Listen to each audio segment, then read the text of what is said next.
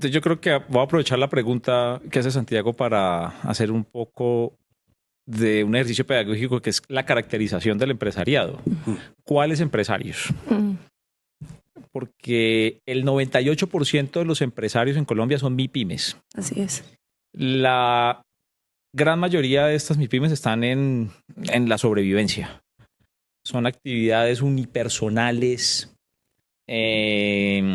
son actividades de muy baja productividad. Colombia es, dentro del conjunto de países de la OCDE, es el país que trabaja más horas, en donde produce menos. Es el país que trabaja más horas y produce menos en esas horas que trabaja.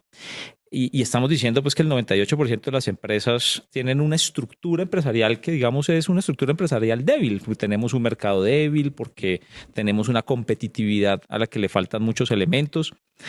Y ese empresariado entonces, que es principalmente MIPYMES, también está dividido, está segmentado como en tipos de actividades. Porque para responderte, yo creo que es importante saber con quién nos sentamos a hablar en el gobierno nacional, teniendo en cuenta esa estructura que ha descrito Mafe, que es, por una parte, que teníamos una estructura económica muy ligada al extractivismo.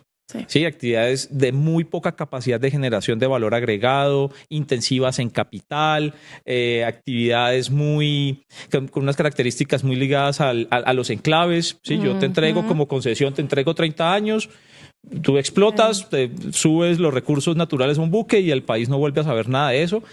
Y una orientación muy marcada del Estado en los últimos 30 años al rentismo, a la captura de rentas. Entonces, ¿a qué estaba acostumbrado? Cuando tú dices el empresariado, pero entonces yo te estoy caracterizando. La mayor parte del empresariado no es este empresariado que se sentaba con el Estado. Aquí en Colombia hay 6.000 grandes empresas, 6.000.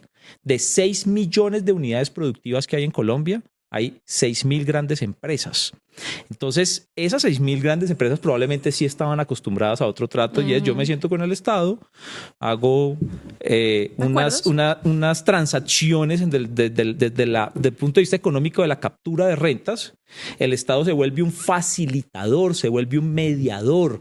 El Estado asume el riesgo regulatorio, asume los riesgos ambientales, asume los riesgos tarifarios, pero pues hay unos empresas de naturaleza oligopólica que se llevan las ganancias.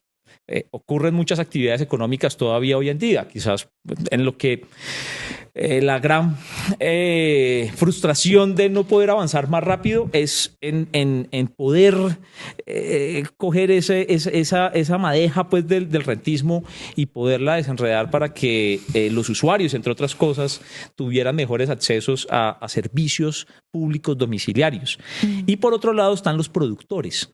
Con los productores hay un tipo de relación diferente porque es que el que está en el campo, el que está en el cultivo, el que está en su planta, en su fábrica de producción, sufriendo las afugias del día a día de los procesos productivos, no está pensando tanto en estas intervenciones políticas y en estas transacciones de los gremios, en gremios que parece que no son, como que no representaran a las empresas, sino que son una visión política. Y sí, lo que le plantea Mafe, ¿no? Una visión ideológica, ¿sí? Porque pues finalmente su ganancia no está en la actividad productiva, su ganancia está en esa relación con el Estado de captura de renta, que es lo que ha permitido que en Colombia no se genere suficiente riqueza. Es que el problema de Colombia lo planteó el presidente Petro en campañas y lo ha seguido planteando en estos 3 años. Es que el problema de Colombia es que no crea suficiente riqueza. Si nosotros fuéramos capaces de generar suficiente riqueza para que hubiera un tejido empresarial más sólido, más próspero, de mayor capacidad de creación de riqueza y de ingresos para los trabajadores, otras serían las condiciones de este país. Pero eso es justamente lo que no pasa porque estábamos muy contentos, y lo tengo que decir gráficamente así, estábamos muy contentos con que con petróleo y carbón compramos de todo. Como cómodos. ¿Sí? Estábamos súper cómodos, llevamos 2 décadas, ustedes lo saben, 2 décadas de déficit estructural, de déficit externo estructural, con una deuda, con un nivel de deuda altísimo, con unos déficits comerciales altísimos, y estábamos súper cómodos porque pues el petróleo y el carbón lo paga todo.